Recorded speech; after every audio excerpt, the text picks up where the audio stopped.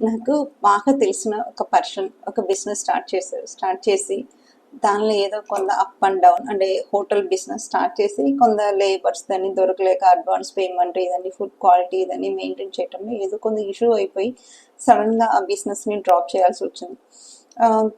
Drop చేసి తను బెంగళూరు అంటే తను ఒరిజినల్గా IT employee, sir Bengaluru shift అయిపోతాను అని చెప్పి నాకు ఫోన్ చేసి చెప్పారు.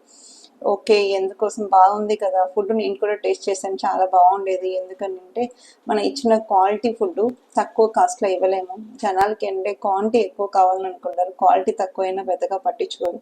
ప్లస్ ఈ మాస్టర్ని మెయింటైన్ చేయటం, అదన్నీ తెచ్చుకోవటం పెట్టుకోవటం ఇదన్నీ కూడా ఫ్యామిలీ రిలేటెడ్ కూడా కొంత వర్క్ క్యాటరింగ్ అనేది కోఆర్డినేషన్ ఉండాలి కదా, అక్కడ మిస్ అయిపోతుంది. సో నేను ఒంటరి పోరాటంలాగా అయిపోతుంది, అందువల్ల డ్రాప్ అయిపోయాను.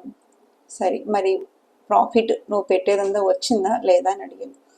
లేదు, అంత ఎక్కువ రాలేదు, కొంత లాస్ ఉంది. సో ఇదన్నీ కూడా మళ్ళీ ఈ వెసల్స్ ఇదన్నీ కూడా సేల్ చేయాలి కదా, అందుకోసం చూస్తున్నాను, నీకు ఏదైనా కావాలని అడిగాను. లేదు, నేను అంత పెద్ద భారీ వంటలని చేయను, వేస్ట్ గురుగారు అని.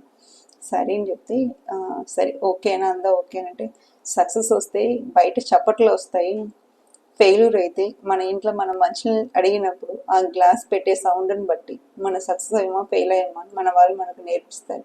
మన ఇంట్లోనే సక్సెస్ ఫెయిల్యూర్ కింద డిఫరెన్స్ ఉన్నప్పుడు బయట వాడు మన భుజాలు తడుకుని కమాన్ బేబీ నేను ఎందుకు అంటాడని అనుకోవడం. సో మెంటల్గా మనమే మన సక్సెస్ని ఫెయిల్యూర్ని యాక్సెప్ట్ చేసుకుని ఓకే ఇది కొంతవరకు హెల్ప్ అవుతుంది అని బాధలో ఉన్నప్పుడు మన వాళ్ళు ఏంటో తెలుస్తుంది. సో ఓకే ఐఎమ్ స్ట్రాంగ్ అన్నాడు. తను అన్న మాటల్లో నిజంగా తెలుస్తుంది.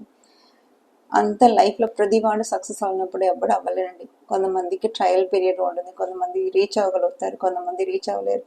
సక్సెస్ ఆ ఫెయిలియర్ అనేది పక్కన పెడితే ఏదో దానిలో నిత్యం ట్రై చేస్తున్నారా లేదా, ఒకదాని నుంచి ఒకదానికి వెళ్ళగలుగుతున్నారా లేదా, అనుకున్న దాన్ని తను చేసుకున్న సాటిస్ఫాక్షన్ ఉంటుందా లేదా అని కూడా చూసుకోండి. తన మాటల్లో ఎక్కడో బాధ కనపడింది, బట్ జెన్యున్గా తను ఫెయిల్యూర్ని యాక్సెప్ట్ చేశాడు. Hands up. మళ్ళీ ఇంకో ప్రొఫెషన్ స్టార్ట్ చేస్తాడు. ఇట్స్ నెవర్ ఎండ్ అండి, ఏదో ఒకటి ట్రై చేసుకుని బతకటమే ఇంపార్టెంట్ కదా.